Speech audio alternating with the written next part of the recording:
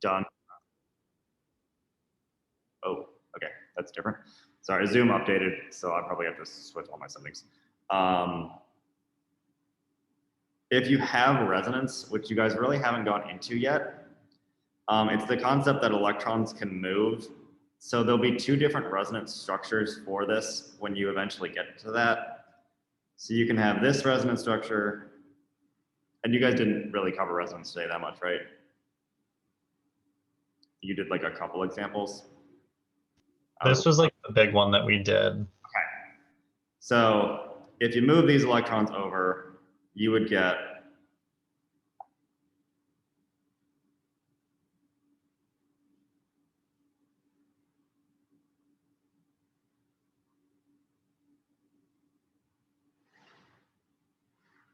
this structure here. Does that make sense to you guys?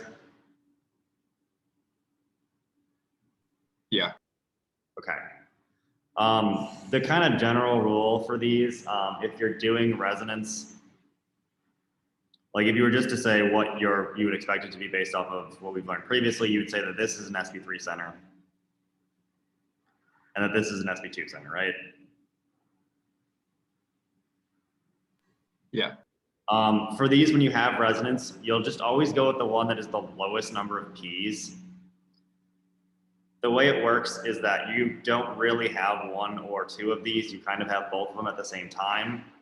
So it'll always just favor the like higher energy one, which is going to be the lower number of p's. To give you another example,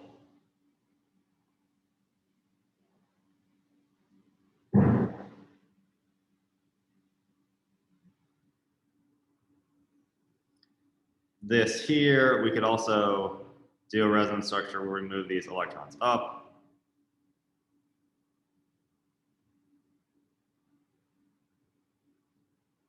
You would end up with a positive on your carbon and a negative on your oxygen. And although both of these structures like kind of exist, in reality, they're both existing at the same time. And it actually has a lot to do with your geometry. So I'll talk about that a little bit today, but essentially this, so up here, this would be trigonal planar.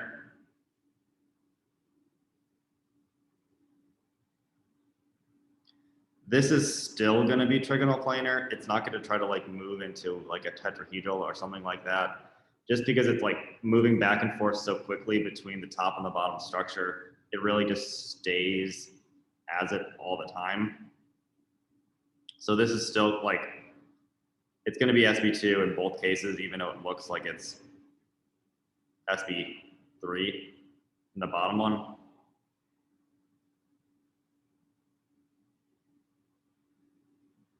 I feel like I'm confusing you. No, that makes sense. Okay. So then with that, you'd look at the SP2, like for the first example there, you'd look at the SP2 and you'd see that, you'd say, all right, that has 3 sp orbitals and 1 p orbital. Right, yeah, it's got one double bond or it's got 3 s, 2 p's. Yeah, same concept. So you kind of how do you know that? I just knew that because he said it. Okay. Yeah, so you look at both resonance structures and whichever one is the lower or the higher energy, depending on how you want to think about it, that's going to be your correct one. It's going to just stay in that at all times, even though you could technically draw it a different way. And you guys are going to do a lot of this on Monday, or I think Friday. A lot of this on Friday. So I wouldn't like focus too much on it right now because you kind of haven't gotten to it yet.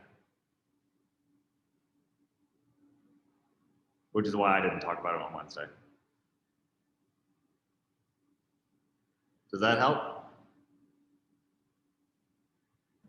Yeah, that helps. Okay. So I'm going to talk a little bit about geometries today and maybe get to some isomers. We'll kind of see how this goes. Oh, and some dipole moments. Okay, so You guys have been talking about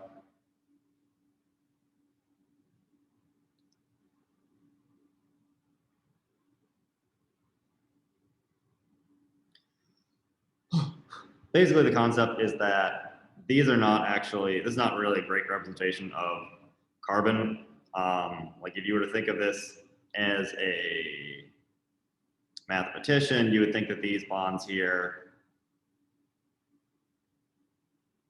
are all 90 degrees. And that's not a great use of space. It's gonna be a little tough to kind of show this on an iPad, but essentially you would have all the space in front of your molecule and all the space behind your molecule that's completely blank. And it's all based on the fact that electrons don't like each other. So these bonds want to be as far away from each other as they can. So it's going to kind of contort itself.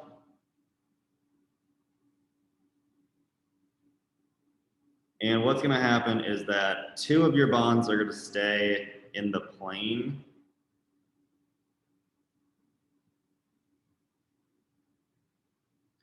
And then two of the other ones, one of them is going to get pushed forward. And we're going to draw that as what's called a wedge. So this, I don't know, cone. You can think of that as coming towards you. So this here would be the back. This here would be the front of it. And it's like it's coming out at you.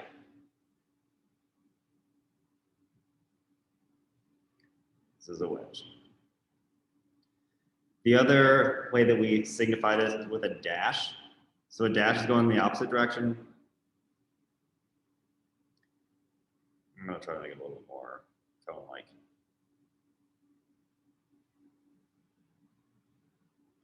So that hydrogen is going away from you.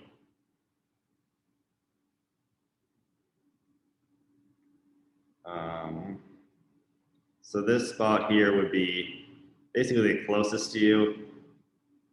And this one here is the furthest from you.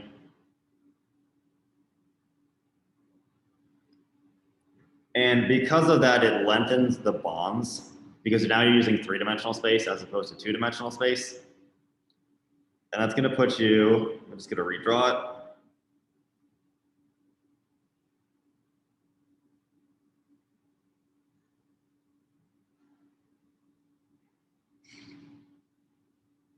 Into a position where you get a little bit more out of all of these bonds. So now these bonds are 109.5, or probably just 109 is what we usually say.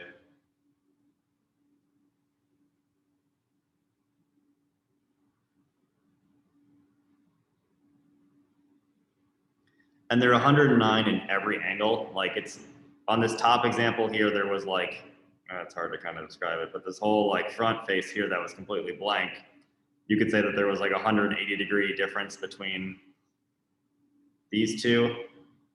Now everyone, this is also 109 degrees because of how you're orienting it in three-dimensional space. Does that make sense to everybody? Yeah. Okay. So this is our like most simple structural configuration. As we start to add in, or start to delete things. So that was carbon. Let's take a look at nitrogen just by itself.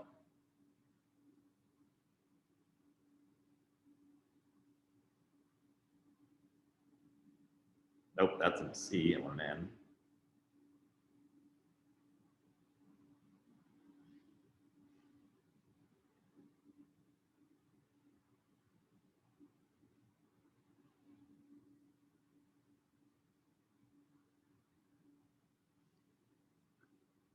Oh, and that was tetrahedral. I forgot to write it on there. This is going to be trigonal pyramidal.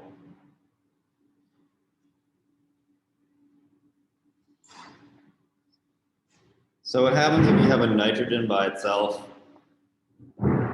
If you think of a normal bond is made up of two electrons, but they're being shared between, like, for example, this hydrogen and this nitrogen, a lone pair, all of the electronegativity is just on the nitrogen.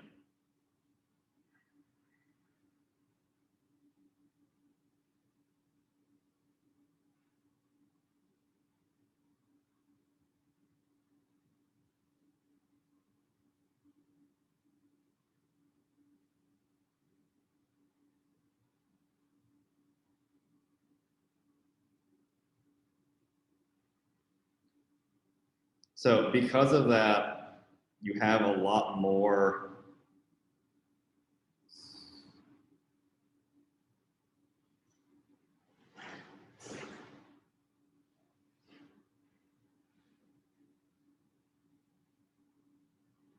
electron density, in this case on the top of this. And what that's going to cause is it's going to cause more repulsion. So you have this big negative charge here. You got some smaller negative charges on all these three hydrogen bonds. It's going to kind of just push them downward, closer to each other.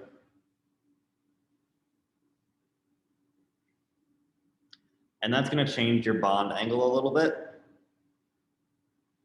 I don't know how much you got into bond angles, but this one's probably around 108.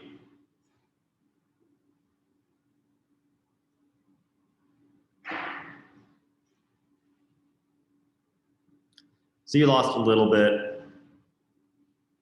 And we kind of have this pyramid structure. If we don't think about the lone pairs, this looks like a three-sided pyramid.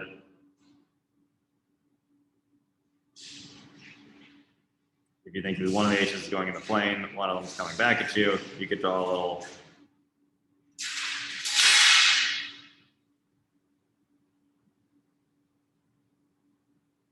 pyramid here. So that's where we get the name trigonal, because there's three sides to it, pyramidal. Are there any questions about that?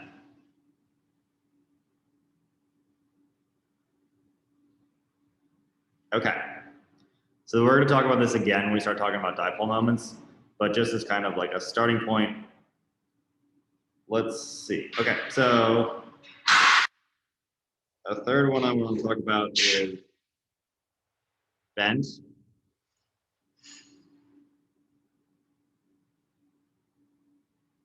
And this is going to be when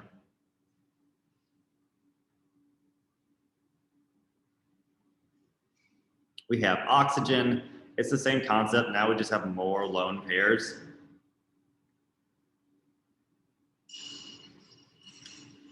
The lone pairs are going to, again, have these big electron clouds. They're going to want to repel each other. And when they repel each other, it's going to push them more outward, which will push these H's closer towards each other. So I'm just going to redraw with those H's a little closer.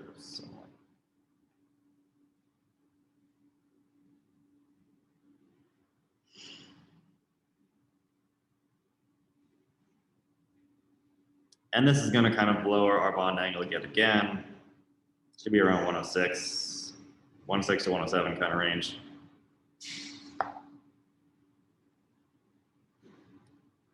And those are our three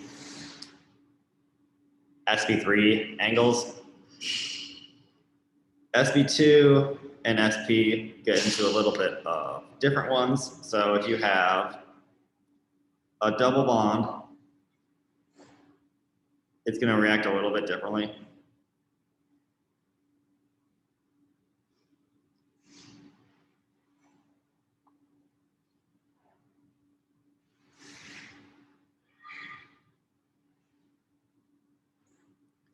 So just taking, let's take the carbonyl example. So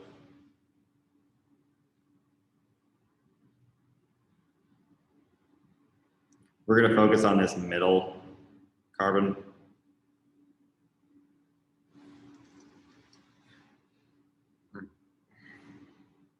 So because we made two bonds here, This is gonna kind of lock us into a different configuration. Now, the geometry we normally draw is actually correct for this. If you think about like a three-sided thing, this should have an angle of around 120 degrees. Oh, there we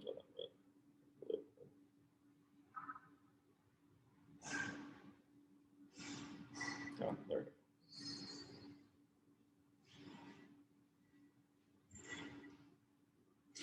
And it's going to be 120 degrees in every way you do it.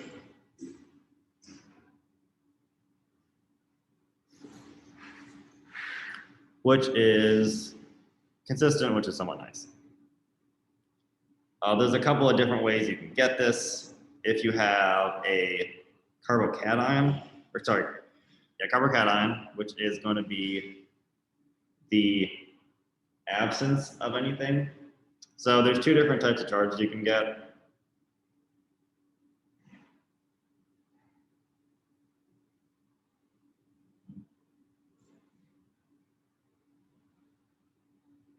And you guys haven't really talked too much about this yet, but if you pull off a proton, I'm just going to go through this one quickly, and you guys are going to talk about it a lot more later on.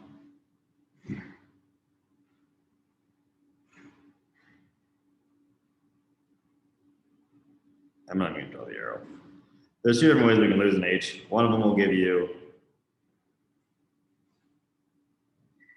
a negative.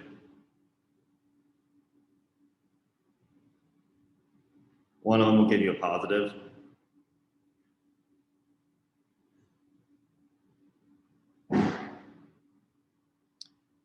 This negative and positive notation tends to trip people up a little bit. People think that a positive, you're gaining something, and a negative, you're losing something. But it's actually the opposite. So because you're gaining electrons and electrons are negative, your negative has an extra electron. So you've essentially made a lone pair here. And if we look at this, this looks almost identical to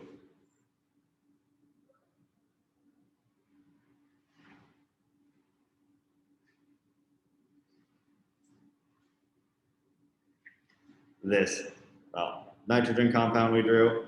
So you can draw these three-dimensionally also. Come on.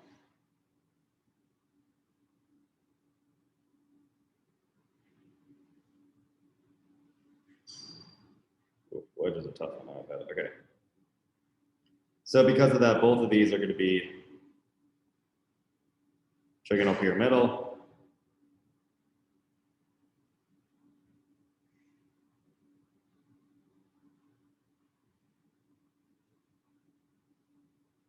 Versus this one with a positive charge. A positive charge is literally just an empty space. So because it's an empty space, your electrons are just going to repel each other. And this is going to end up giving you something that looks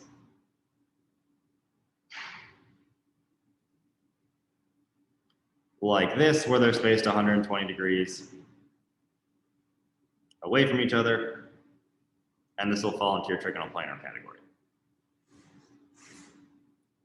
Again, you guys will talk about these a little bit more on Monday, so I wouldn't focus too much on this, but I want to give you an example now just so you have another trigonoplanar concept. The last one you guys probably talked about, also I missed one, which I did, should be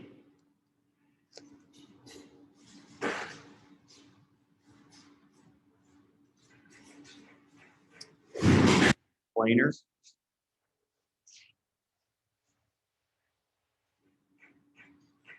And planar is basically for things that are SP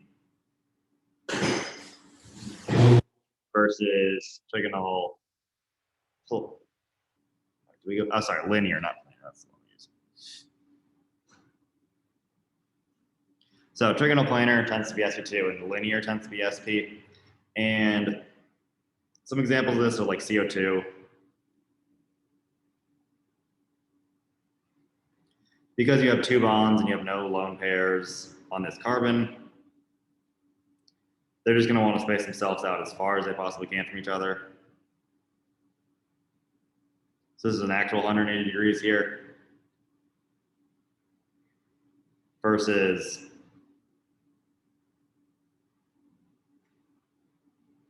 oxygen here, which has these lone pairs. And this is what leads to this like pushing effect as they try to go away from each other. Seeing as you don't have that on the left here, it just ends up in this complete line. So same thing with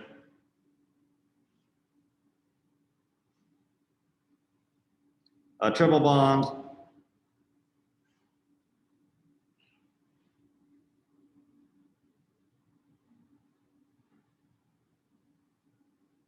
And same thing with, you could do it like,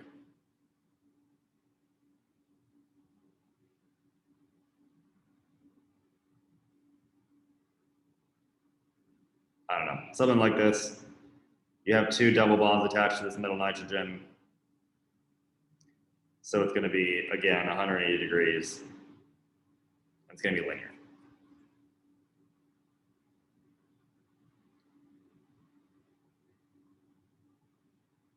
Okay, so I'm going to do kind of a quick rundown of these.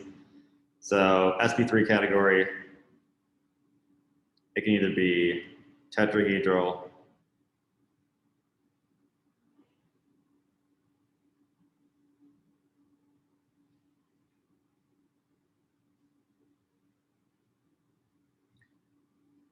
trigonal, pyramidal,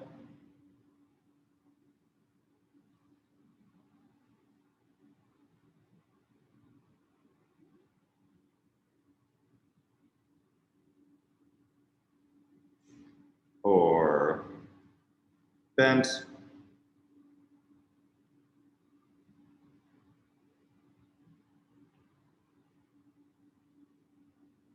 for sp2, it's going to be trigonal, pyramidal,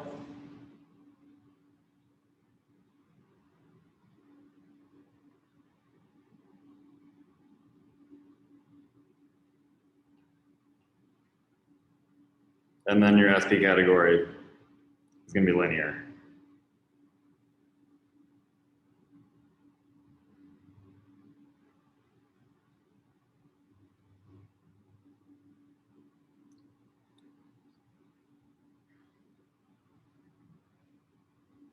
Okay, so with this in mind, we're going to talk about some dipoles.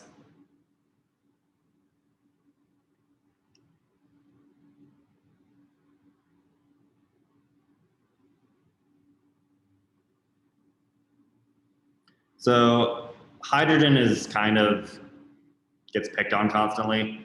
It's the smallest atom. It's got pretty much the least electronegativity. It's very easy to kind of strip electrons away from it. If we think of a tetrahedral center,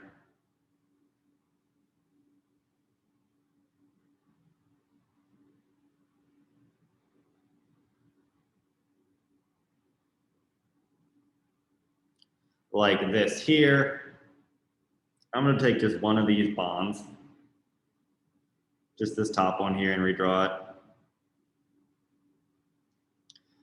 We've got two electrons that form this. But we have two dramatically different electronegative atoms. We have hydrogen and carbon.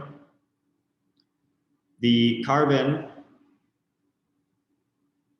is much bigger. It's got a lot more electronegativity than this hydrogen here. So there's a larger amount of time that our electron is going to spend on our carbon versus this hydrogen here. And this is what's called a dipole. So versus if we had a bond between two carbons, these electrons would be shared evenly because they're both the same atom. With a carbon and a hydrogen, the electrons favor carbon over hydrogen.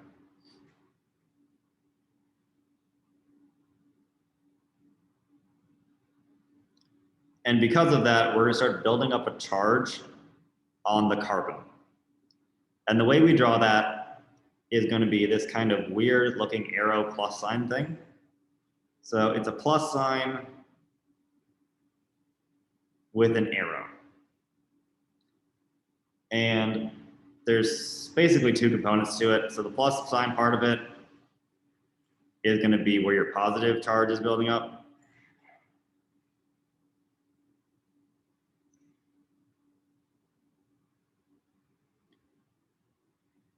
The arrow part of it is going to be where your negative charge is building up.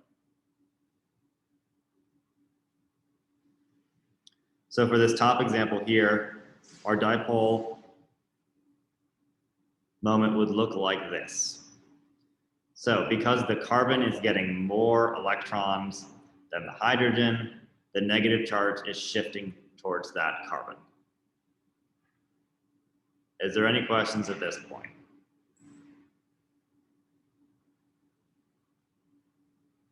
No? Okay. So for an atom like this one on the left, this methane here, I'm gonna get rid of some of this. We would technically have 4 different dipoles. Oh, that's the right one. 1 from each hydrogen.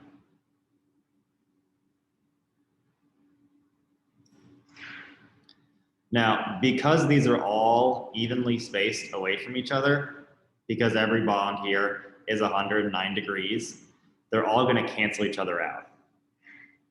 And this is going to be called having no net dipole.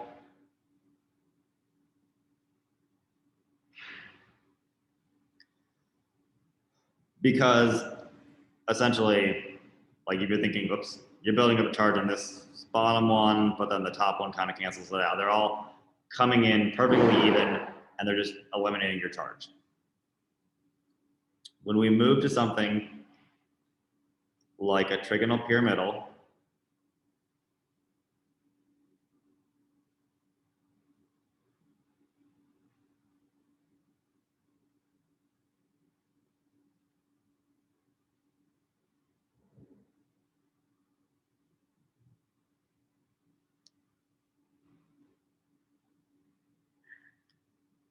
we're going to have the same concept. So there'd be a dipole here, there'd be a dipole here, there'd be a dipole here. I'm going to redraw the tetrahedral one next to it.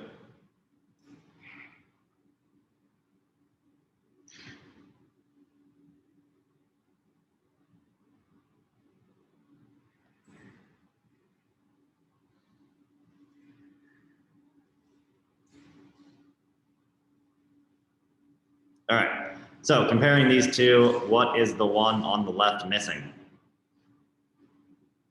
One on the top. Exactly. Yeah, so we don't have that balance anymore.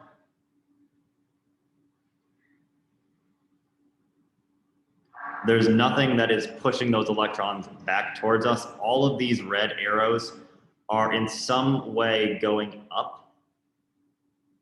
So this is going to have a net dipole that looks something like, let's redraw it.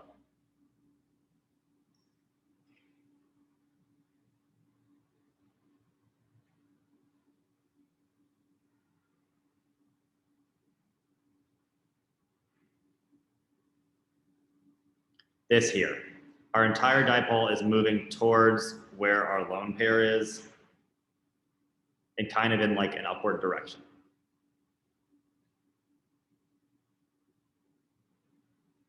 Okay, let's take a look at a bent configuration.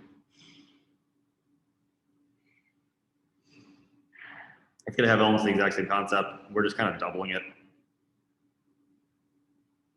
Oh, not bad looking, there we go.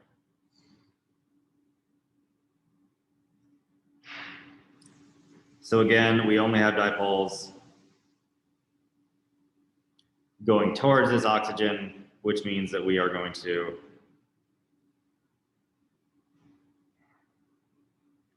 have a total dipole moment. Oops, hold on, you're right.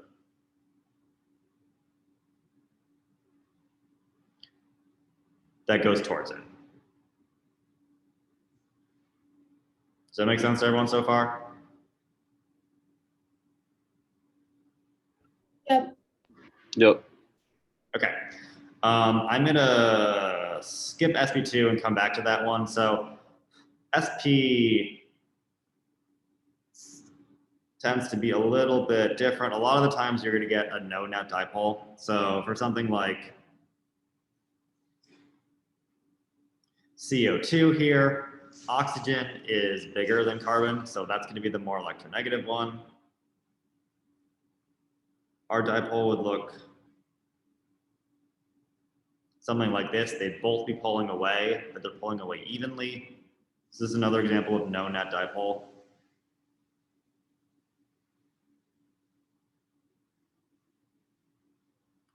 If you have something like a nitrile,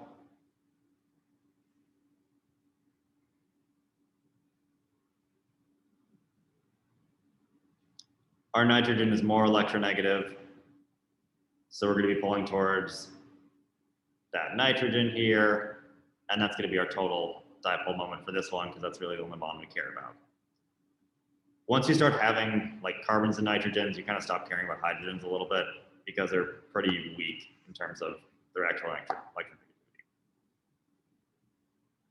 Okay, so let's take a look at two different examples of trigonal planar. I may draw a couple up and have you guys do them, and then I'll take your guys' quiz. So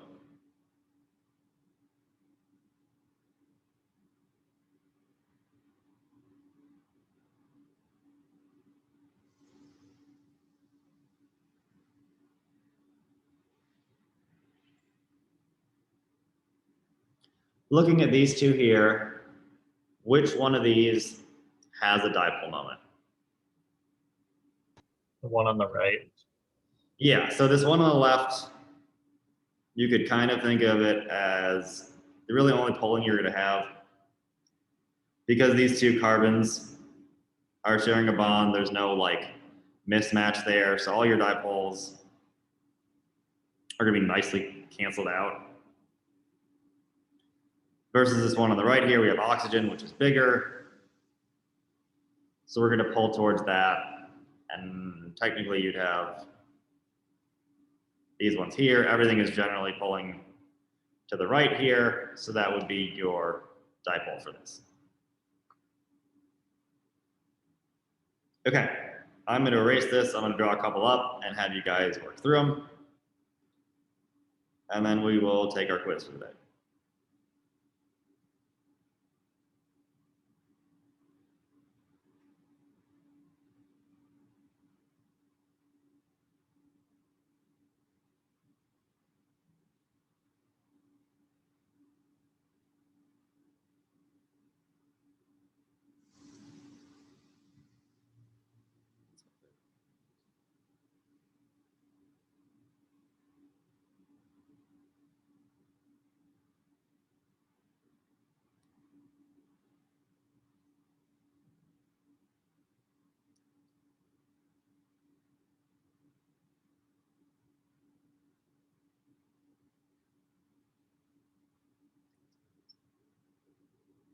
Okay.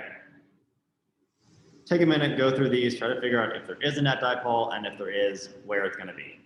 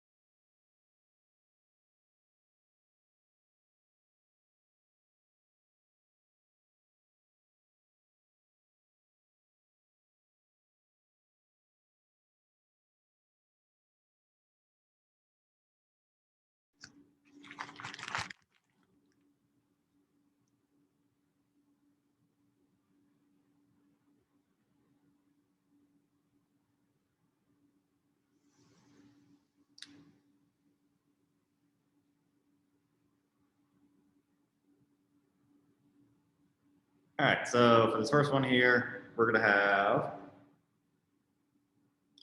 our negative charge is pretty much always gonna be going towards our largest atom. When you have both the carbon and hydrogen, you tend to care a little bit less about the hydrogen here, so this charge is all gonna be pulling towards this direction. You could also draw all your little CHs and they're all gonna be kind of pointing towards that general direction there. For this bottom one, we have a whole ton of carbon, hydrogen bonds, but also carbon-carbon bonds. These are all gonna kind of cancel each other out, so this is gonna have no net dipole.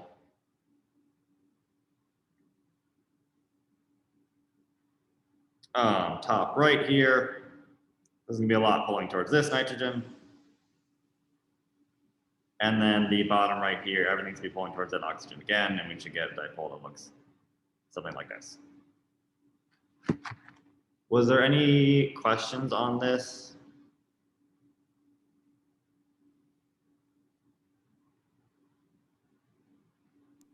On the third one, we basically just ignore the hydrogen then. Yeah, I mean, you could technically, yeah, I would ignore the hydrogen, to be honest. Most of the time when you're dealing with like carbon and oxygen, that has such a stronger dipole that you can kind of ignore them.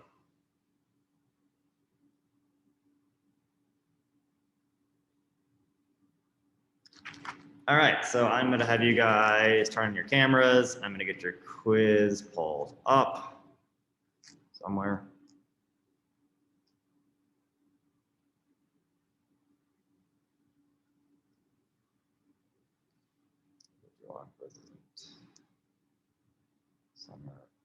Nope. Well, I accidentally saved this quiz 1 here, but this is quiz 2. Let's see. Where did you guys go? Here.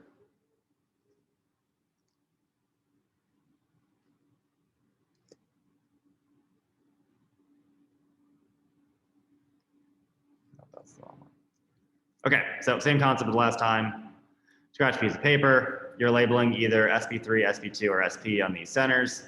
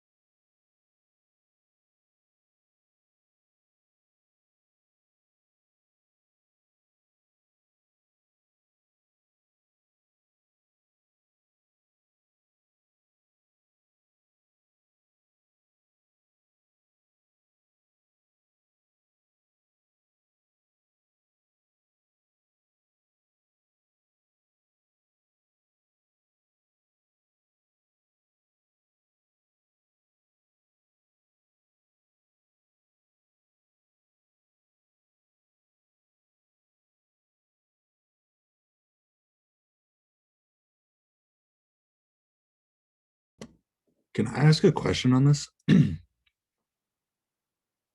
Sure. So like with 7 and 1, since there's 3, would that be an SP3 or SP2?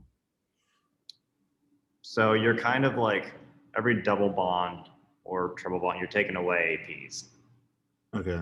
So for 1, because it's a triple bond, it's going to be an SP. The triple bond comes from like 2 double bonds, so you minus 2 of those p orbitals out.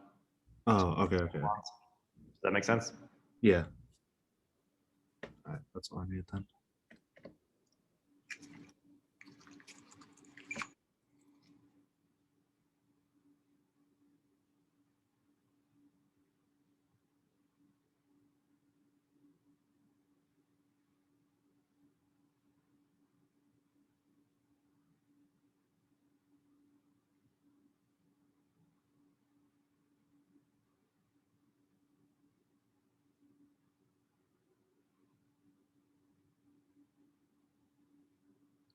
Oh, you're gone. Sweet. Stop sharing.